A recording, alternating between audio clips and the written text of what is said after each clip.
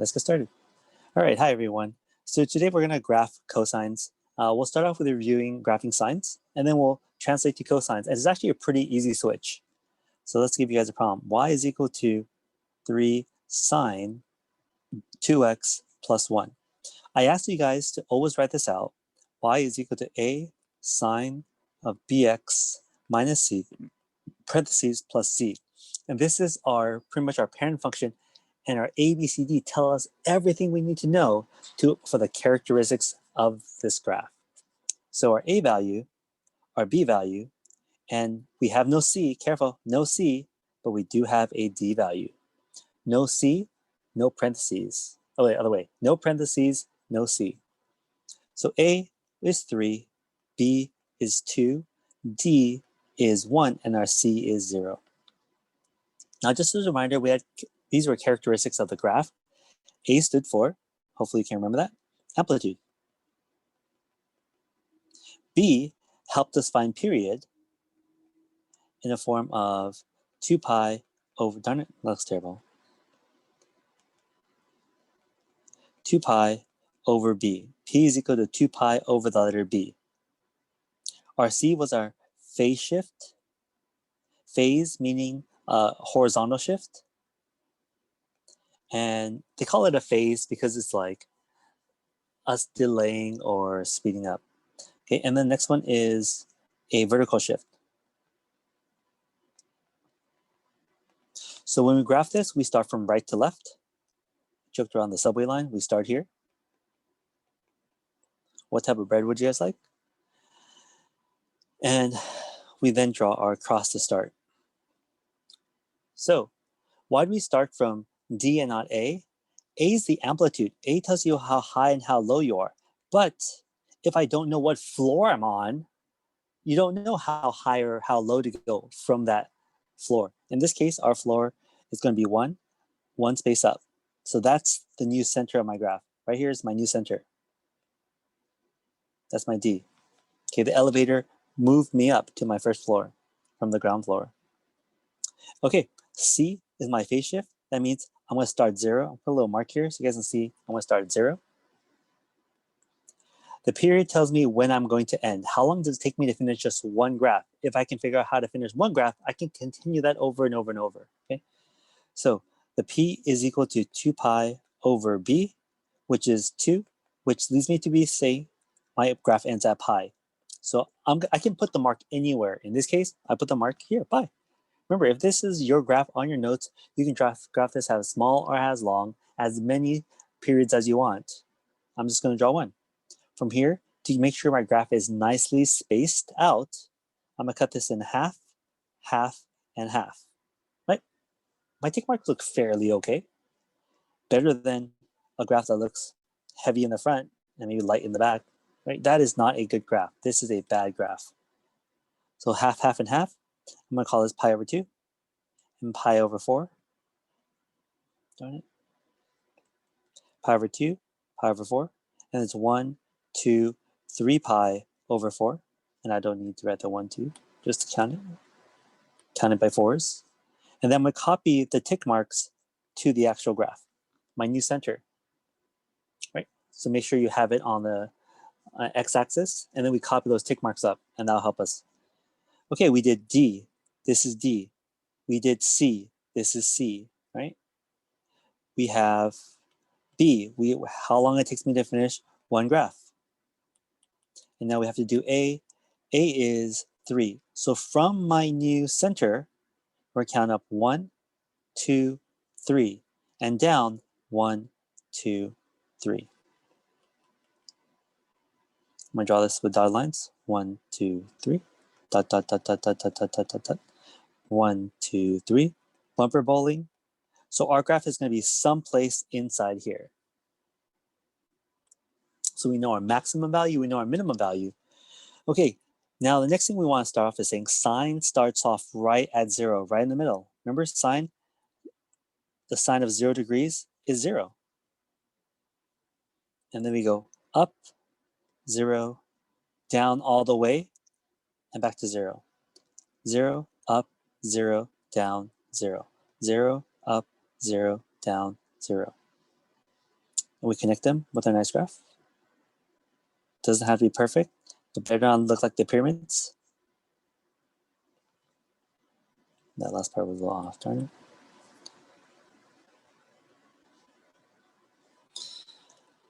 Okay, if I want to continue the cycle, I can do this again if I want to. Just draw 4 more tick marks. 1, 2, 3, 4, just to keep the spacing right. 0, up, 0, down, 0. And we have a nice spaced out graph. You can go backwards if you want, count 4 tick marks. 1, 2, 3, 4.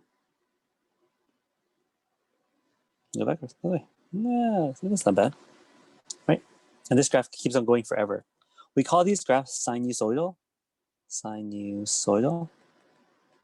right? Because they look like a basic sine graph. This wave that never ends.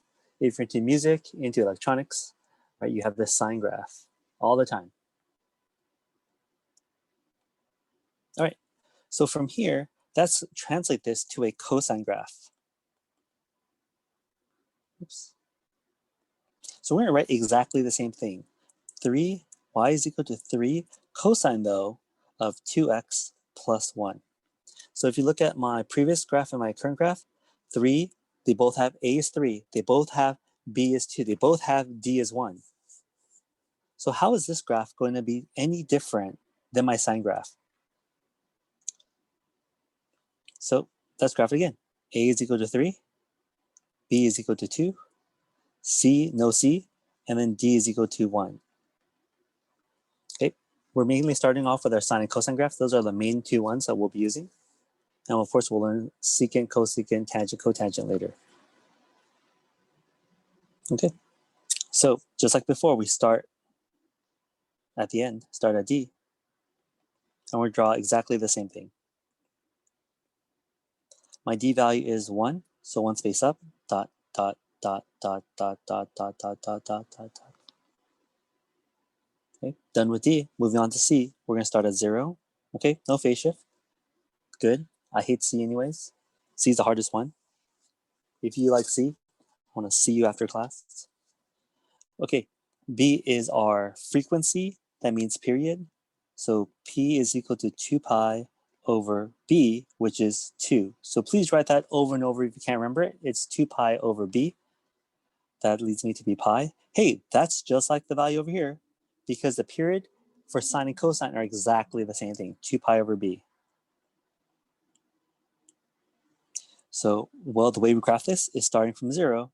Because our C was 0, we're going to go pi away. Half, half, and half. This gives me a nice spacing for my graph. I'm going to copy those to my new horizontal axis, RD. Note, C and D are different. C moves the graph like forward, right? Move the graph forward. D moves the graph up and down.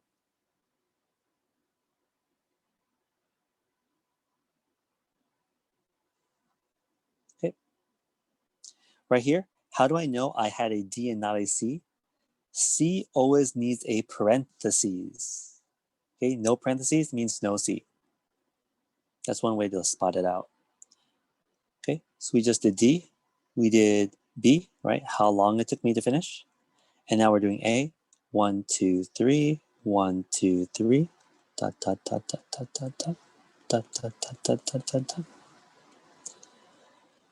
Okay, and now here is our cosine. Now, FYI, remember, sine started off at 0. I'm going to use this in red. Sine started at 0. But let's go ahead and look back at our unit circle. Here's our unit circle. We have 1, 0, 0, 1, negative 1, 0. These are the points on the axes, and 0, negative 1. Now, we have mentioned before, sine was always our y value. Remember, opposite, which is like the wall, adjacent, which is the floor. So opposite, our y value was sine, and cosine was our x value on the unit circle. So what is the cosine of 0 degrees?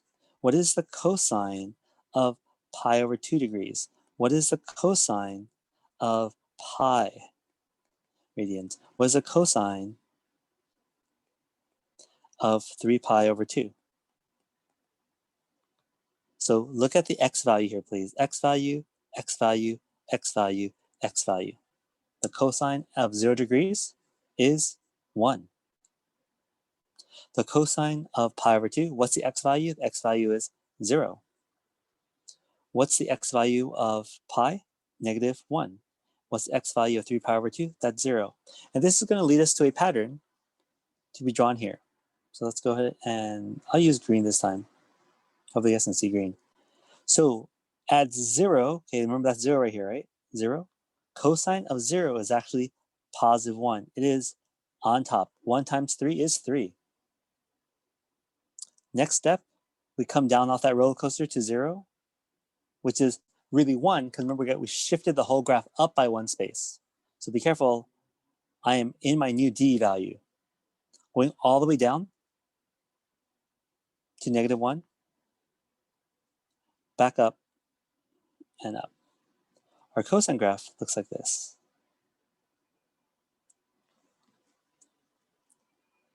Up, 0, down, 0, up.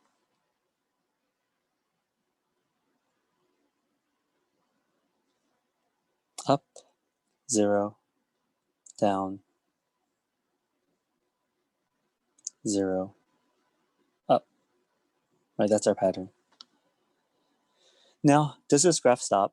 If I give myself 4 more tick marks like we did before, looks like a parabola.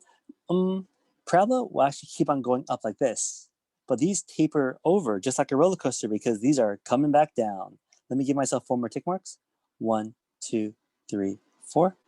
Up, 0, down, 0, up. Going back, 1, 2, 3, 4. If you look at the graph, this is what we call a sinusoidal. I'm not going to read that, but sure.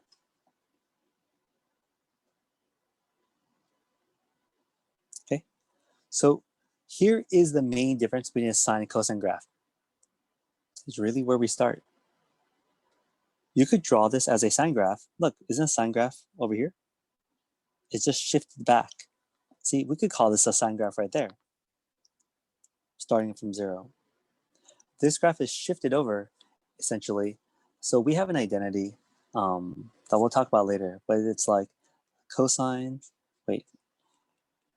sine of x is equal to cosine of, what is it?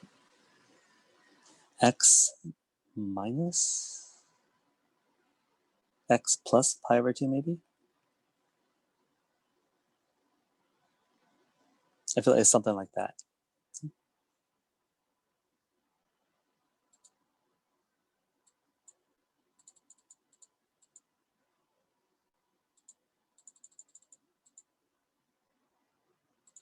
Thanks for joining us. If you guys just came in.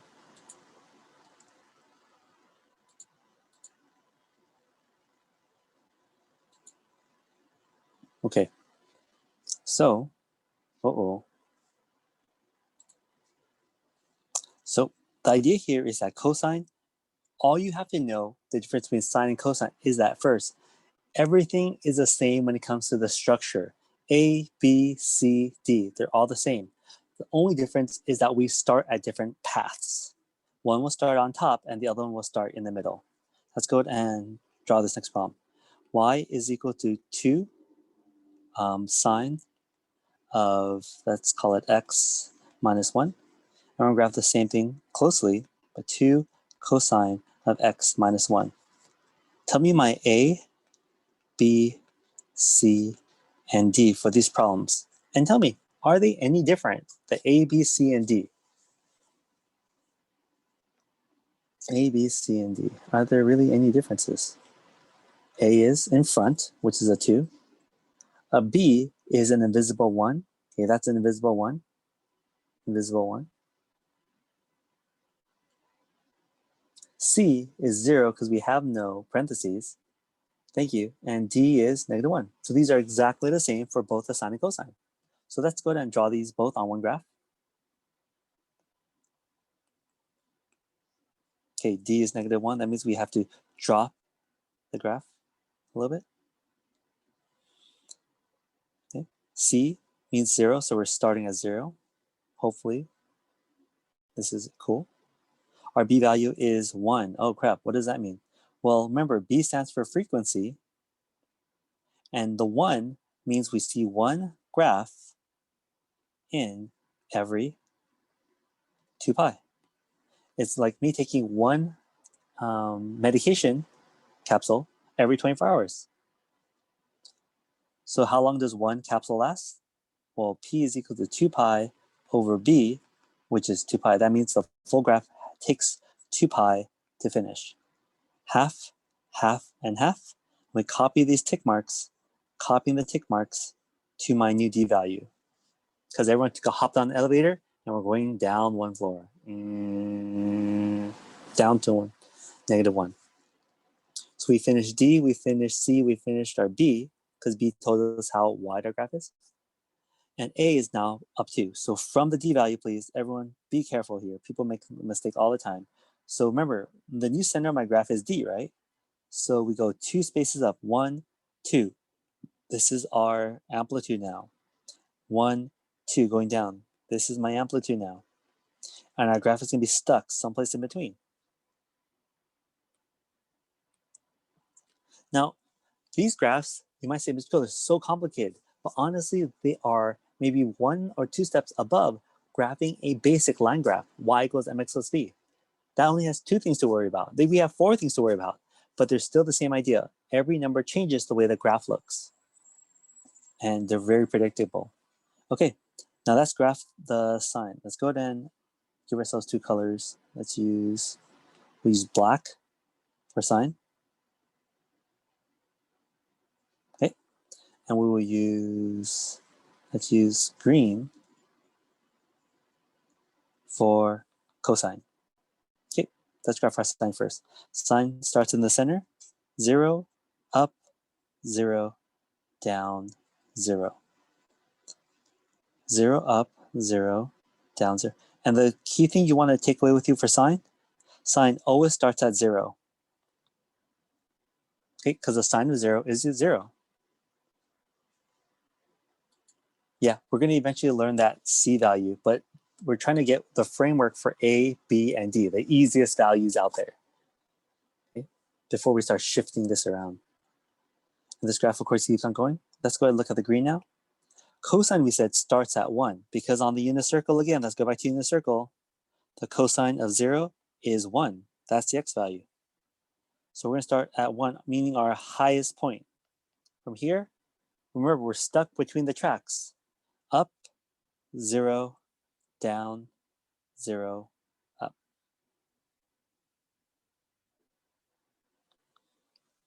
There we go. So you have to graph these by hand, and that's the important part. Being able to see the characteristics and then graphing them. Sure, we have graphing calculators. Sure, we have Desmos. Sure, we have a lot of tools here. But the goal isn't for you guys to be able to graph it. It's more actually the part where you're figuring out what every characteristic does to the graph. You think about doctors actually do this type of logic all the time. If I give them drug A versus drug B, what characteristics do I want to see happen to the person's body? Do I want his heart rate to go up, heart rate to go down? Which medication would do that? His blood pressure is too high. What medication would lower his blood pressure? His blood pressure is too low. What medication will raise his blood pressure? And then how much do I give? So all these critical thinking skills apply to pretty much everything you can imagine. Any career that pays you more than 15 bucks an hour.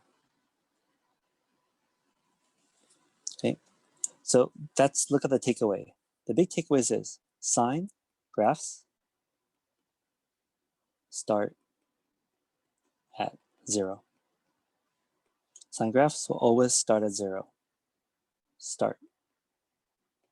Cosine graphs start at A. Why did I say A? Because A is that amplitude. It's not really A, but if this is my A value, the cosine graphs start from A.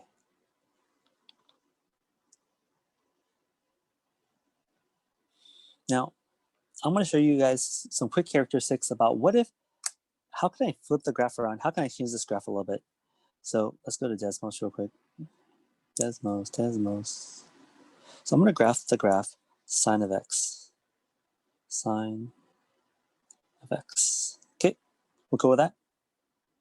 I'm going to stick the letter A in front, add a slider, and you can see A is that value where if I increase it, remember how we said it's going to be super loud? Whoa. Now, what if your A value was negative? I want you guys to see this. I'm going to go ahead and graph for you guys another one.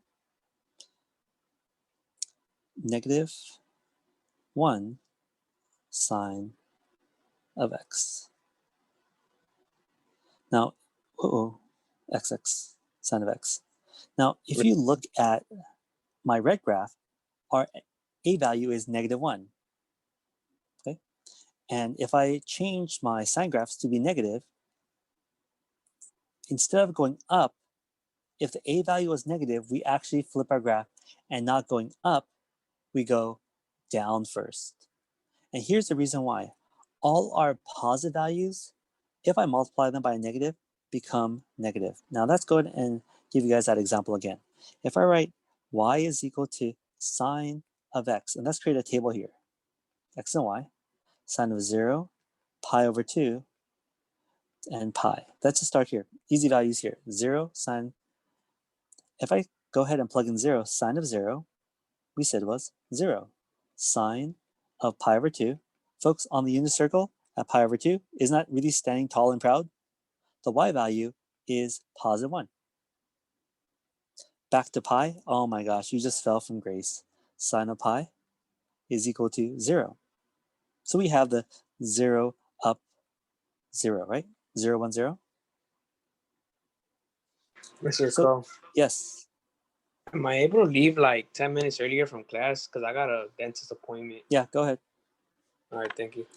Now, if I give you guys a next equation, what if I call z is equal to 3 sine of x? Okay. So we draw this table longer. Let's call this z. That's 3 sine of 0. What's sine of 0? Is that 0? 0 times 3 is 0. That does not change. So our a value doesn't affect 0. 3 times sine of pi over 2. Well, that's 3 times 1 now. Hey, that's 3 times as large. That's why we go all the way up to our amplitude. And 3 times sine of pi, we said sine of pi was 0. That's back to 0. So it stretches all the numbers in between, but it anchors still at 0. What if I stuck a negative to this now? Call this k equals to negative 3 sine of x. Here's k, negative 3 sine of 0. Well, 0 times anything is still 0, so that doesn't affect it. It's almost like I put a nail in it, so it can't move. Negative 3 sine of pi over 2. Well, that's negative 3 then, because it's just a negative sign in front of the 3. So instead of going up, we go down. Negative 3. And last one, negative 3 times sine of pi. Well, negative 3 times 0 doesn't matter. It's still going to be 0. We come back. So the zeros are really what our anchoring points are. So Tarith asked a great question. What if A was 0? What is 0 times anything? You don't have a graph. You have a flat horizontal line. Yep, 0. So that's why we don't graph it, because 0 is constant and 0 times anything would always be 0. Now, the A value we mentioned was our amplitude. What if I put half sine of x? That means your graph is, instead of being at 1, remember the A is my amplitude. It shrinks it in half. So it's half. Now, we mentioned before, what if it's negative? Negative 1/2 sine. So if it's a negative A value, we actually end up doing everything we did before. We say D is 0, C is 0, the graph is 2 pi, half, half, and half. Amplitude is 1/2, negative 1/2. But as we mentioned before, since it's negative, we don't go up, we go down first. And we come back and we form that sine graph. The a value, if it's negative, just flips over your graph. How does this pertain to cosine graphs? Exactly the same way. If I write y is equal to negative 3 cosine of x, we graph our graph the same way. D is 0, C is 0. Our B value is 1, 2 pi over 1 is 2 pi. We graph it to 2 pi. Half, half, and half. I know I'm going a little fast here, but that's how fast you should be able to do it. Okay, so this is our P value, half, half, and half. And now my amplitude, A, B, C, and D are both 0. We go count 1, 2, 3, 1, 2, 3.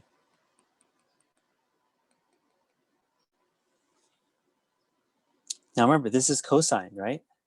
So the cosine of 0, let's create a table here. The cosine of, oh darn it, sorry, 0, pi over 2, and pi. 3 values you want to start off with. The cosine, negative 3. Cosine of 0, cosine of 0 is 1, negative 3.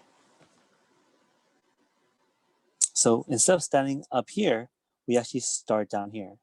It flips the graph upside down. A negative sign flips the graph upside down. So instead of starting at positive 3 on top, we start at negative 3 on the bottom.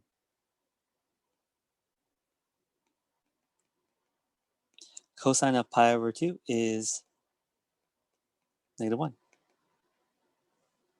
Oops, sorry, I made that wrong. Cosine of pi over 2 is 0. I was thinking about sine, I'm sorry.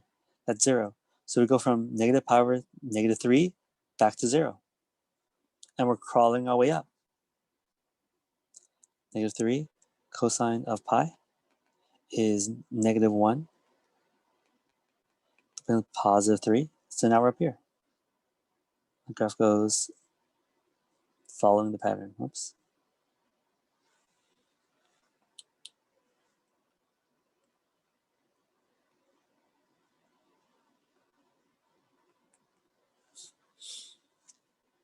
So whenever you have a negative, it just flips the graph upside down. Let's go ahead and do that with Desmos quickly. So let's give ourselves a number. Call this 5.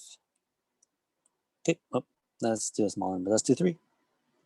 So sine goes 0, up, 0, down, 0, okay?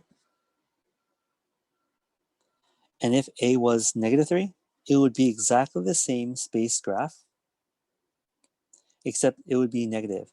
0, negative 1, 0, up, 0. Except instead of negative 1, I would have to say negative 3, because this is multiplied by 3. It's like your paycheck being multiplied by that front number. What if I switch this to cosine? Change the word? Actually, let me just add the graph. If I wrote cosine of x, if you notice, we start off at 1. What if I said 3 cosine? We're going to start off at 3 now. What if I make it negative? It's going to flip it. Right? What's the difference? Negative sign. And that flips the whole graph upside down.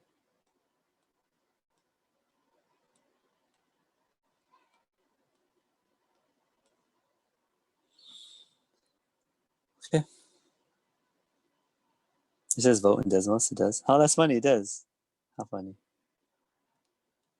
I think we all need a break from it. Okay. All right. So what you guys are going to do today in IXL, you guys are going to graph it. And it's not going to be that hard if you're okay with sine already. But we really need to practice our A, B, and D. What time is it? Yeah, we don't have time to do C. C will take us a whole period to do. Okay, so just make sure you guys are well adjusted with sine and cosine, and you're very good with sine and cosine, because when we bring in C, and then we're going to go into tangent, cosecant, and secant, we're going to bring back all these rules back up.